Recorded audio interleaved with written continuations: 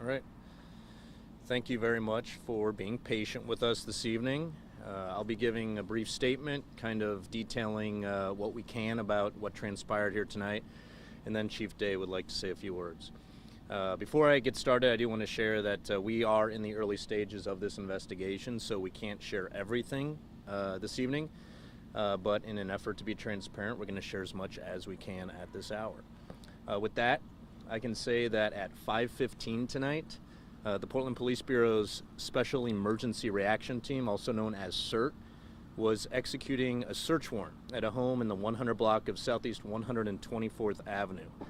The home is right up the hill here behind us. At 6:34 p.m. during the service of that search warrant, an adult male, fired at officers. Our officers returned fire.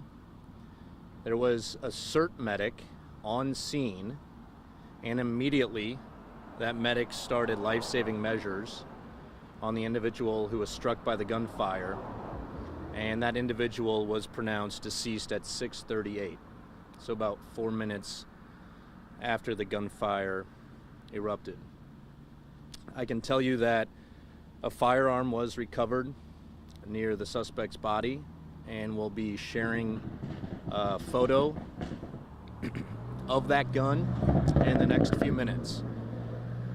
No officers were injured during this incident. All four who were directly involved will be placed on paid administrative leave, which is standard protocol following an officer-involved shooting. With that, I'll turn it over to Chief Day. Thanks, Mike. Good evening. Once again, we're just reminded of a couple of really, key points this evening. One is, the sanctity of life. It's always a tragedy when we lose a life. In this community, I value each and every member of this community.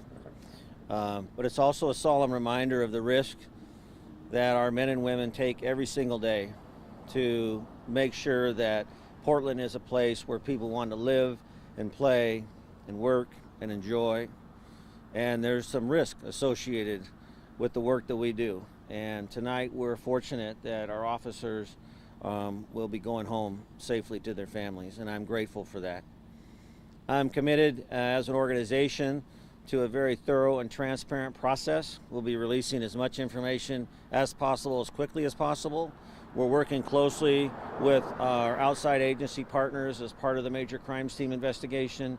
Of course, the District Attorney's Office, along with the Department of Justice, the City Attorney's Office, the Office of Independent Police Review, and our own Internal Affairs Professional Standards Division.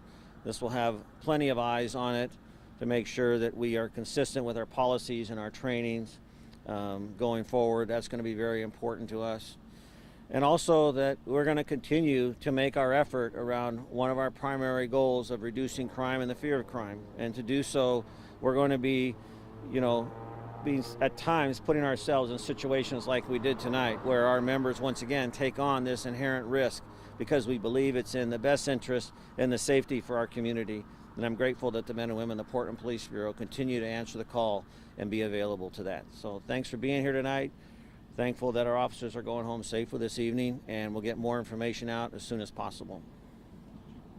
We can attempt to answer some questions, but again, we're in the early stages of the investigation, so we might not be able to share everything. Alma? All I can share this time is it was connected to a major crimes unit investigation. But that investigation continues at this hour, so we're not prepared to divulge too much about it at this point. I can tell you there are numerous individuals who have been detained. How many people were detained today in connection with the search warrant? I don't have that number. Was there anyone else involved in this incident other than officers in the 1 p.m.? We're just aware of the one individual who is now deceased and our officers. Did the individual? That's unclear.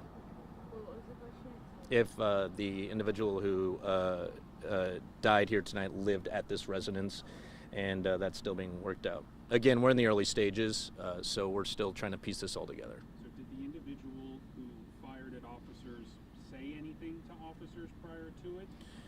We're not aware of that yet. That'll all come out in the investigation. Did you make calls that were allowed for him to come out? I'm not prepared to speak to that at this point. You said there were 4 officers who were Directly involved, yeah. All right. Thank you, guys. We'll be pushing out a release here in the next few minutes that'll include a picture of the gun we recovered here.